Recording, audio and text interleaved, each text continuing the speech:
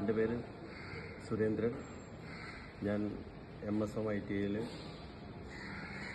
MMBയുടെ course ഇൻസ്ട്രക്ടറായിട്ടാണ് work ചെയ്യുന്നത്. ഇവിടെ സാധാരണയായിട്ട് ഒരു ITI എന്ന് പറഞ്ഞു കഴിഞ്ഞാൽ ജോബ് അധിഷ്ഠിത വിദ്യാഭ്യാസമാണ്.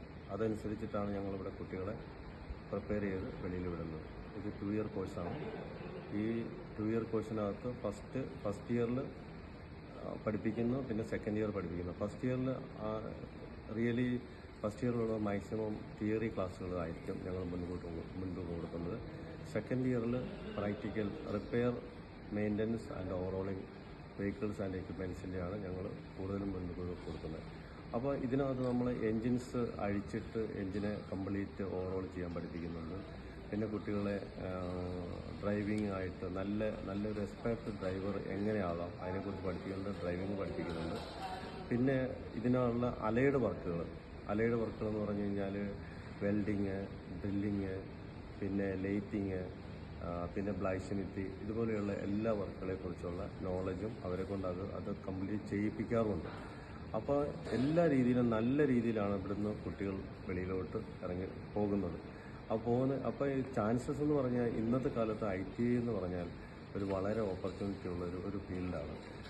അത് എസ്പെഷ്യലി ഇപ്പോൾ നമ്മൾ ഈ MMB, അതായത് മെക്കാനിക് മോട്ടോർ വെഹിക്കിളിനെ കുറിച്ച് പറഞ്ഞു കഴിഞ്ഞാൽ ഇന്നും അതായത് ഇവിടുന്ന് ഇറങ്ങുന്നവരെപ്പോഴും ഒരു മെക്കാനിക്കാണ്, അവരൊരു വർക്കറാണ്. ഇങ്ങനെ വർക്കറായിട്ടുള്ള കുട്ടികൾ ഇന്നത്തെ സമയത്ത് വളരെ കുറവാണ് നമ്മളുടെ ഫീൽഡിൽ കിട്ടുന്നത്. അപ്പോൾ അതനുസരിച്ചിട്ട് ഈ കുട്ടികൾക്ക് അതുപോലെയുള്ള ഓപ്പർച്യൂണിറ്റീസ് ഉണ്ട്. ഇവിടുന്ന് പഠിച്ച് ജയിച്ചിട്ട് പോകുന്നവരെ അതുപോലെ തന്നെ അക്സെപ്റ്റ് ചെയ്യാനായിട്ട് ഇതുപോലെ ഒരുപാട് പബ്ലിക് സെക്ടേഴ്സ് ഉണ്ട്.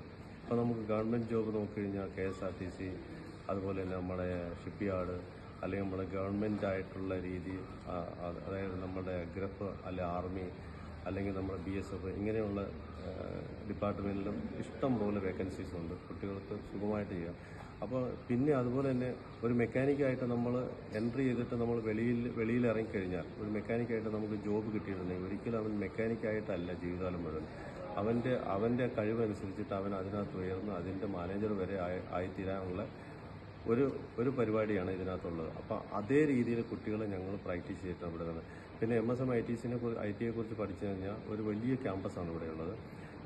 ഞങ്ങളിവിടെ എൻജിൻസ് എന്ന് പറഞ്ഞു കഴിഞ്ഞാൽ ഇവിടെ ഏതാണ്ട് ഒരു 18ഓളം എൻജിൻസ് തന്നെ ഇവിടെയുണ്ട്. അത് വിവിധ തരത്തിലുള്ള എൻജിൻ.